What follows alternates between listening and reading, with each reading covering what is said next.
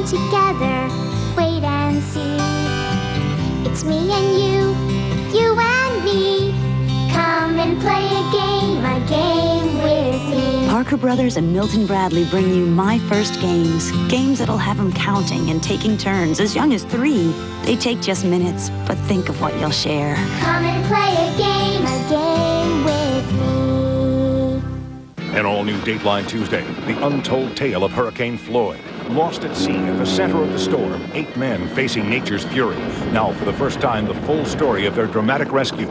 Plus, he says he can't remember anything, but is it really amnesia or is he hiding something? Unravel the mystery of his missing identity. Dateline next on NBC. Wednesday, a legendary performer attempts the unbelievable. Garth Brooks as you've never heard him before.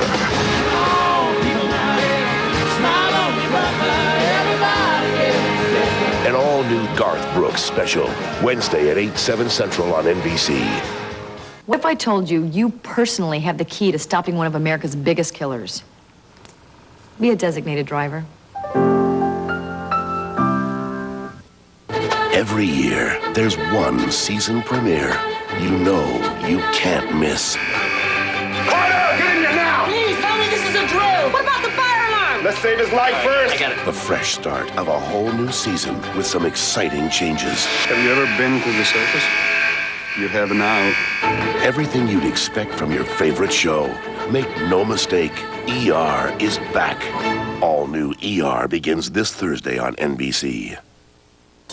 He says he can't remember anything. Is it really amnesia or is he hiding from something? Dateline, NBC next. This is Dateline Tuesday, September 28, 1999. Tonight, they were 8 men alone in 50-foot seas, facing a monster named Floyd. Wave would come over the top, and then it'd smash down on you like 20-pound sledgehammer. 8 men forced to leave their dying ship. You gotta do what you gotta do to get off of that vessel. Lost in a furious storm, they thought hope was lost too. Until, from the skies, Never saw a helicopter. Saw a couple angels coming. for the first time, the full story of a daring rescue inside a deadly swirl of sea and sky. Keith Morrison with a Dateline survivor story. I didn't know what was going on. I didn't know where I was. He found himself alone in a foreign country with no identification and no memory. I think it's one of the most terrifying things that you could ever experience. James Brighton claimed he was suffering from amnesia, but was he? Could he really be faking to cover up his past? She says, Greg, are you there? We want to arrest James. Who was this mystery man? Would you believe him? And what was his real story? Bob McEwen with the shocking answers. For love of the game, it's a new movie with a cast of thousands. We did have one shot that was a 180-degree pan shot around Kevin. But how did they get that crowd out of just a few hundred people? You really have to nail it at 100% or these things will not look good. Dawn Fratangelo with movie magic in a Dateline state-of-the-art. Plus, a washing machine with a difference on Dateline's Picture of the Week. Dateline with Jane Pauley and Stone Phillips, plus Tom Brokaw, Katie Couric, and Maria Shriver. From Studio 3B in Rockefeller Center, here is Jane Pauley. Good evening. Unless you're one of the thousands still waiting for the water to recede or trying to dig your life out of the muck that Floyd left behind, the worst hurricane of the season so far is just a memory. But for a handful of men, Floyd is the monster that tried to kill them. And but for a heroic rescue, certainly would have. Tonight, for the first time, the full story of the 8-man crew of a sinking tugboat who fell into Floyd's clutches, and the men whose mission it was to get them back. Here's Keith Morrison with a Dateline survivor story. There is a special respect, some would call it dread, among men who ply the sea, respect for the weather. Everybody understands that a mariner lost at sea is a 50-50 chance at best. And no sailor should have to face a storm like Floyd. At its height, the size of Texas, packing winds of 155 miles an hour, creating 60-foot waves. Just go to like a 5-story or 6-story building, get down on your knees and look up, and that's what you see, and just imagine it's water. This story of survival begins early in the morning of September 15th. An ocean-going tugboat called the Gulf Majesty, lashed to a barge more than 300 miles off the coast of Florida, is feeling the full fury of Hurricane Floyd. Experts predict that Floyd will head northwest, so the Gulf Majesty tries to sail out of harm's way. But Floyd changes course, and the tugboat and the 8 men aboard are caught dead center. Her captain is John Dalton, a former Marine, at 30, the youngest man aboard. 7:30, it was obvious that we were going to abandon ship. The boat was rocking, and it was apparent that the boat was going to be sinking, and sinking fast. In the howling gale, on their dying ship, they radio the Coast Guard for help. All of the crew put on life vests. This was one of them. David Lytle grabs this emergency radio beacon and straps it to his chest. You got to do what you got to do to get off of that vessel and in the water, because the vessel's going to take you down with it if you stay on it. In 65-mile-an-hour winds, they fling a life raft like a 10-foot inner tube into the raging Atlantic. Then engineer Mark Davis watches helplessly. As soon as we launched it, the wind flipped it over upside down. Without a moment's hesitation, 5 crewmen jump into that angry sea and right the life raft and crawl inside. Following evacuation procedures, 3 have stayed on board ship with the emergency beacon. Then, as they're about to board the craft, disaster. In Floyd's fierce winds, a 1/4-inch nylon rope like this, holding the raft to the ship, snaps. 5 men and their raft disappear into the storm. The wind took them so strong, it was unbelievable. Now there are 3, and they know there is no choice. They must stay together, and they jump from the ship to the sea. First thing we said to each other was, dying's not an option. In the raft is a heartsick young captain and just 4 of his 7 crew. That was the most sickening feeling that I had, is when the crew got separated, because there was absolutely nothing we could do for them. As Floyd takes aim at the United States coast, it tosses an 83,000-ton ship with its might. Some of the crew, they're a little green around the gills.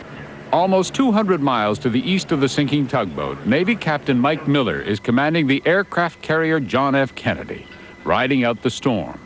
Waves are splashing the flight deck almost 6 stories high, and they've run out of seasickness pills. The bow was moving up and down about 30 feet.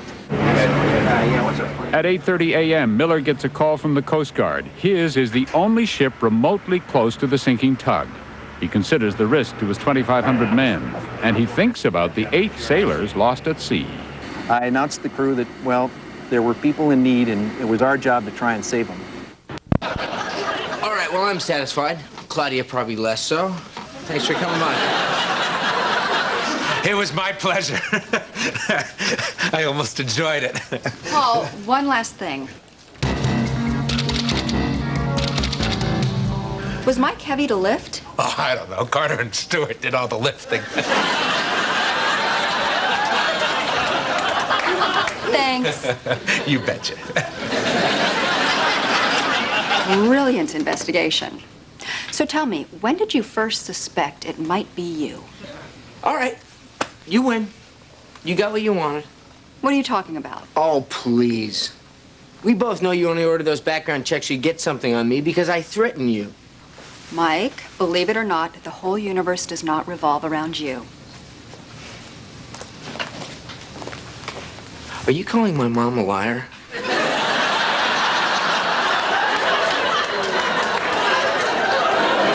The truth is, I am not the least bit threatened by you.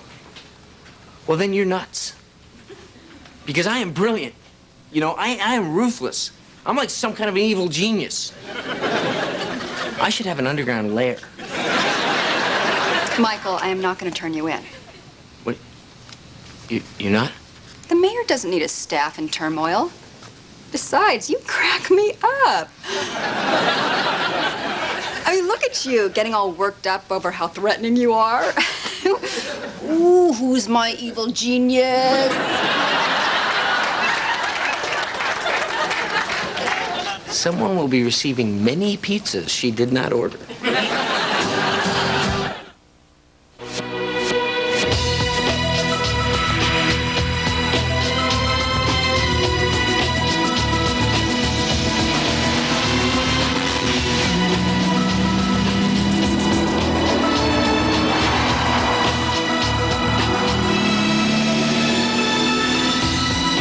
Wood, leather,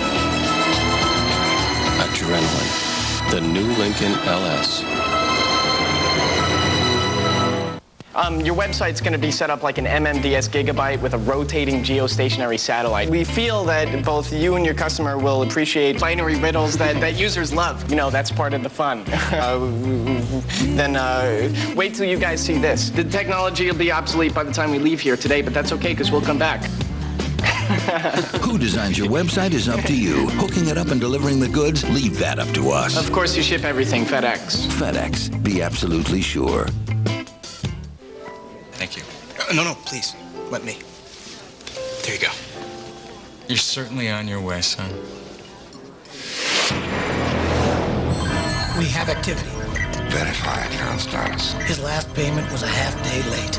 Raise his rate. Initiating interest rate increase, sir. If you're late with a payment, some credit cards are happy to automatically raise your interest rates. But a Discover card? No, we don't do that. Remember, there's always something more to discover. The future is coming. You gotta catch it if you can. The magic's unfolding, and you can hold it in your hand. We can touch tomorrow today. Make some memories that never fade away. Come make memories that'll last a lifetime at our year-long Millennium Celebration. Call 1407-WDisney. Celebrate the future hand in hand. It's a story about men and women. What you doing? I was in here because I thought you might be in here. And the games they play. I deem that the fight is officially over. I deem I'm coming to bed tonight in your tuxedo shirt, high heels, and nothing else. The critics call it television's very best. I'm gonna kiss you right now. Emmy-winning Sports Night, the season premiere, tonight on ABC.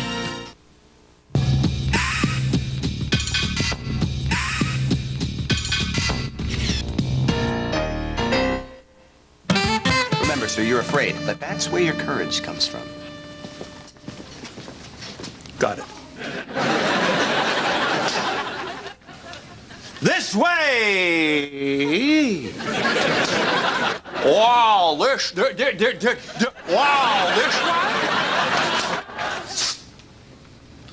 It's this one. This line.